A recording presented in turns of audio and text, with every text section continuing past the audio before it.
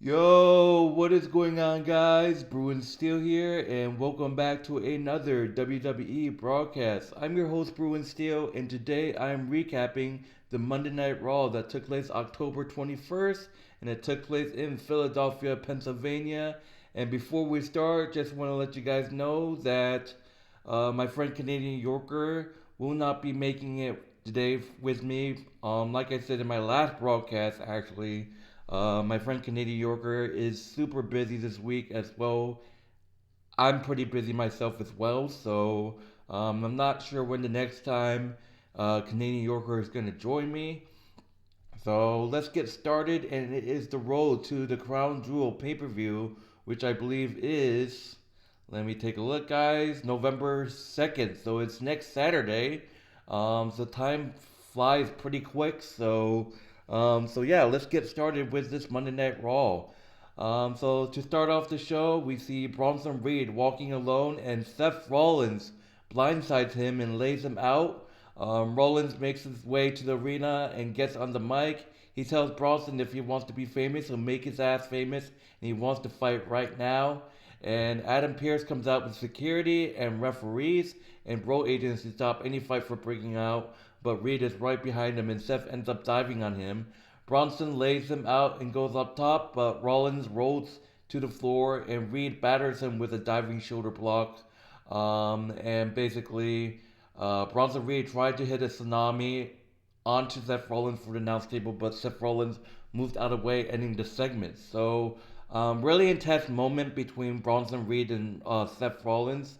They fought a couple of times later on in the show, and it's official, guys. Adam Pearce booked Seth Rollins versus Bronson Reed at Crown Jewel, which is gonna be a phenomenal match, man. I can't wait for it.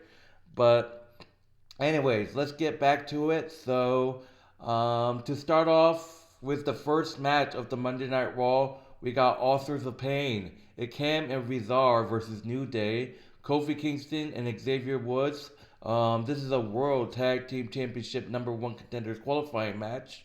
And yes, so let's get started with this. This was a great match. Obviously, the history with Author of Pain and the Final Testament. Karen Cross trying to mess with Xavier Woods' head. I actually thought Xavier was going to turn heel here, but apparently not. I'm just curious because I keep saying, oh, Xavier Woods is going to turn heel, but when is that going to be, man? But anyways, the New Day using their speed and tag team expertise to get an advantage, keeping Akam off balance with double teams. The Miz comes to ringside as the tide turns and the author gets the advantage on the floor. Woods is trapped in a bear hug as Kara Cross and Scarlett chat with Ring at ringside. So by the looks of it, it looks like Miz is part of the Final Testament. X with the escape and boot up, floating out of a slam, reaching for the tag. Rolling through, tag made. Kingston lighting the arses of with chops, black flip out of a suplex, shadows of over hell. Woods dive onto the other one. Kofi up top, diving brain chop off of the top rope, boom drop, back rope fired up. Trouble in Paradise countered. Rezar lands a fall away slam. R-Truth is here. R-Truth running interference with a loose twist press onto and mount punches on the A-lister. Cross intervenes. Kingston capitalized with a folding press. Kofi Kingston with a folding press on Rezar. New Day defeats the Final Testament Arthur of Pain by pitfall thanks to R-Truth's interference. Post match, Final Testament attack R-Truth. Kofi wants to make the save, but Xavier holds him back, saying he's not their guy. And the Wyatt Six! The Wyatt Six are here, wrecking shop on the Final Testament. They powerbomb Dexter Loomis into the off their pains. Miz, scared to death, hides in the ring, but Uncle Howdy's on him. Paul Ellery saves the Miz for some reason and gets taken with the mandible claw. So I actually called this. I said, because Miz turned on R-Truth, the Final Testament, the Wyatt Six could just be going after the Miz, and it looks like the Miz is part of the Final Testament, but we have to see what happens. Moving on to the second match, we got Damage Control, Io Sky and Kairi Sane versus Judgment Day, Liv Morgan and Raquel Rodriguez. So Liv and Raquel, well, technically it was Kairi Sane and Io Sky challenging Liv Morgan and Raquel to a tag team match. Raquel Rodriguez and Io Sky to start. And, if you guys haven't checked it out, I streamed this Monday Night Raw, but my internet dropped. But I did say in the stream that this is like the type of matches, the dream matches people wanted to see, like Liv Morgan versus Io Sky, Raquel versus Io, like Kairi versus. It's dream matches, man. But Raquel and Sky to start back and forth, line tags from Sane, tripping Raquel up and blasting her with a stereo drop kicks. Quick tags, working her over, tie turns, and Liv tickles the crown jewel title for some reason. And then Raquel in control, wrenching Sane over her top shoulder. Karine blasts her with elbow, reaching for the tag. She gets thrown off and popped one in the mush.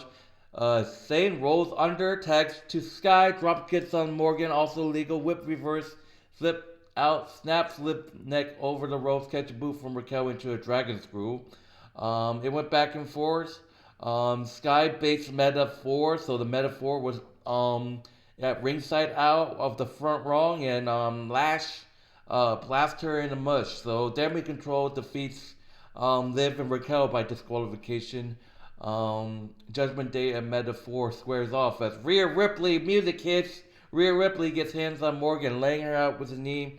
Prison trap applied in the middle of the ring. Rhea breaks it to drop kick Raquel off the apron and turns to stalk after Liv. Liv Morgan ducks her, Cobra twisted block, big headbutt from Rhea, up for Riptide, but Dominic Mysterio appears to save Liv. Rhea hip tosses him into the ring and puts the prison trap on Dom too. Liv makes a save and the Judgment Day retreats as Rhea Ripley bites the top rope. So this is interesting because I want to see, this is just like, I don't know what I can say about Raquel Rodriguez being a great bodyguard so far. I mean, like, Rhea Ripley stands tall in this one. And, the question is, if Rhea Ripley needs help, who can she go towards? Who can she turn to? That's just my question is. So I'm not quite sure, what that is. So, but anyways, moving on. You see in the Judgment Day's clubhouse, Raquel Rodriguez is losing his mind, but Liv pulls her into a focus onto the Crown Jewel Championship. Finn Balor said that he and Jade McDonagh can handle any tag team around, but what he's worried about is Damian Priest going for the world title again. Dominic Mysterio said that he should go after a title, and that's when Carlito laughs, and Carlito goes to find Adam Pearce and gets Dominic Mysterio and Gunther. If that happens, say goodbye to your chest, Dom. Remember what happened last time? Alright, so moving on. We got another WWE World Tag Team Championship #1 contenders qualifying match.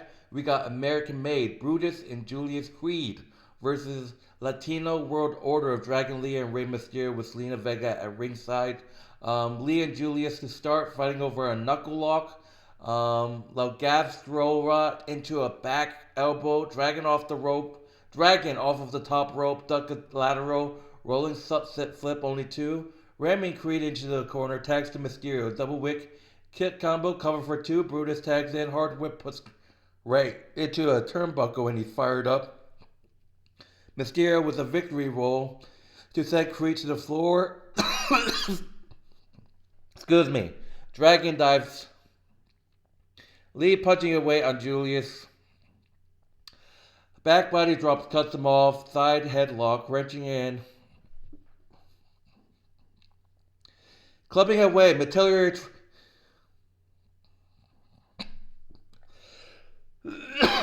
Excuse me.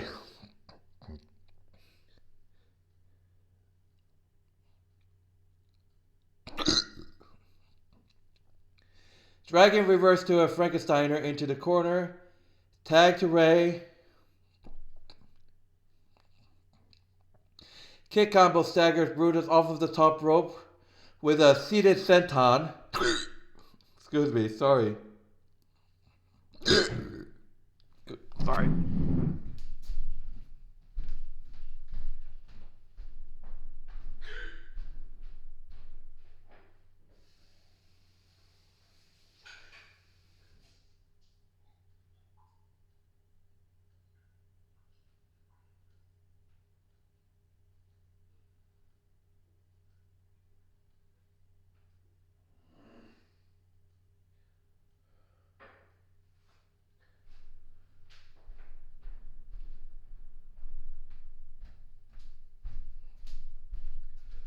Sorry about that, guys. Oh my god, I had the hiccups. But anyways, Dragon reverses into a Frankensteiner. So sorry about that. Dragon reversed to a Frankensteiner into the corner. Tag to Ray. Brutus off of the top rope with a seated senton. Tilt a world. DDD connects. Rey Mysterio with a shotgun drop. Gable gets up on the apron when Rey Mysterio was trying to get a 619. And then Selena Vega whops Chad with her sandal and drops Ivy Nile. Frankensteiner puts Julius in the rope. 619 connects. Tag to Lee off of the top rope. LWO defeats American Made to move on in this tournament by pinfall. So LWO with a big win actually. So that's crazy. LWO with a huge win with a frog splash from Dragon Lee on Julius Creed. So that's just that. So I wouldn't mind actually seeing LWO feud with the American Made. So that'd be awesome to see. So yeah. So moving on, we see Adam Pearce meet with Damage Control and promise he was going to make up for Metaphor's interference. Carlito rolls up and pitched Dominic versus Gunther, which Adam busts a gut lasting. So Adam actually announced that if Dom can beat a former champion, I'm interested to see who that will be. He'll give him a shot. I could see Seth. I don't know who could be the former champion. Maybe Damon Priest. But we have to see what happens. Um, Moving on to the main event, we got Braun Breaker versus main event Jey Uso for the IC title. So main event, it's really weird that Raw is 2 hours. But you know, I wish there was more matches. But trading punches, Uso backs him up into the corner, whip reverse up in order, hard right hand, clothesline sends Breaker over the ropes and to the floor as they go to break. Braun choking him in the ropes, working him over at some lens, kick from the apron. Jay goes up top. Breaker meets an Avalanche Frankensteiner for a near fall.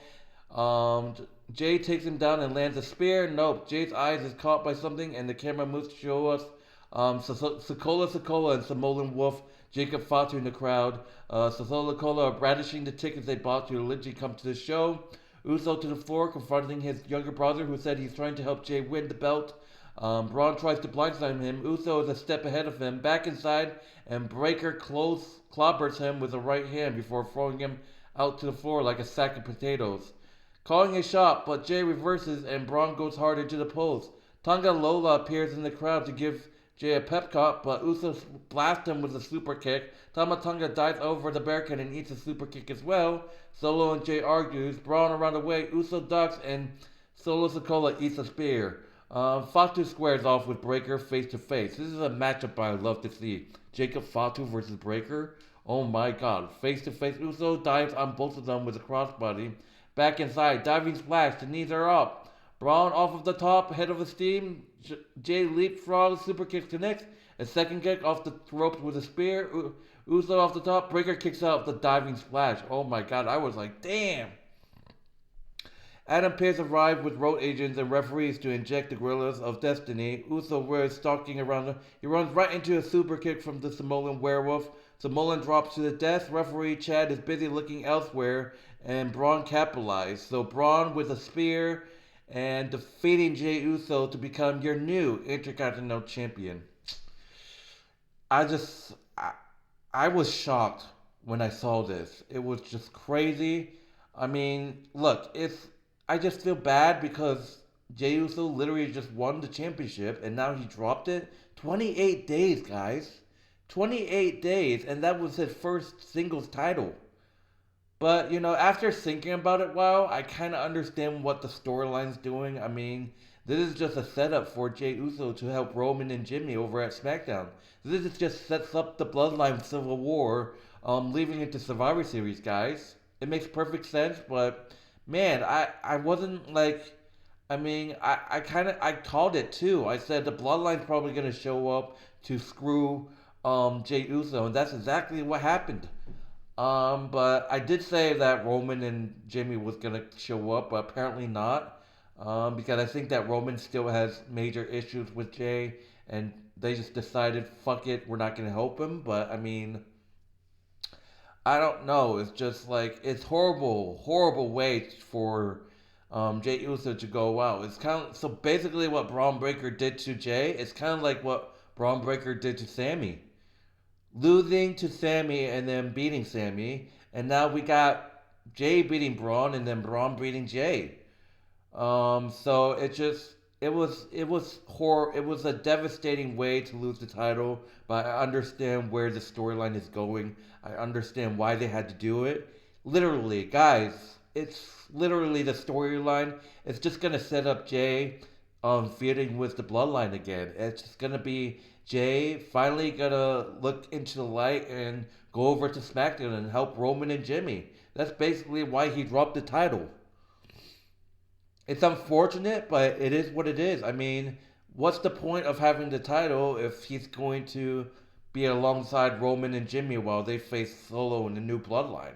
Like, I can definitely see the bloodline lose their titles. I don't know what the case is with the titles on Tama Lola and Tama Tonga.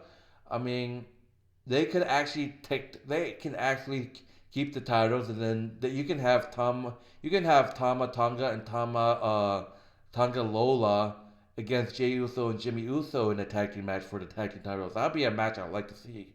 But we have to see what happens. But Braun Breaker is your new Intercontinental Champion.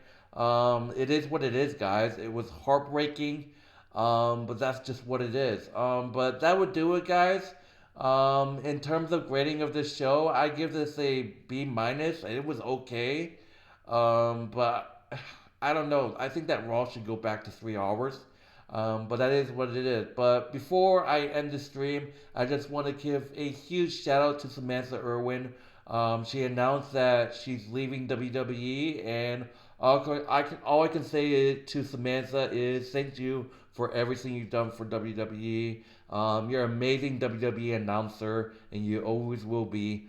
And all I can say is good luck to whatever you plan on doing in the future. And WWE is going to miss you. And there were talks saying that Samantha's leaving to go to AEW with Ricochet.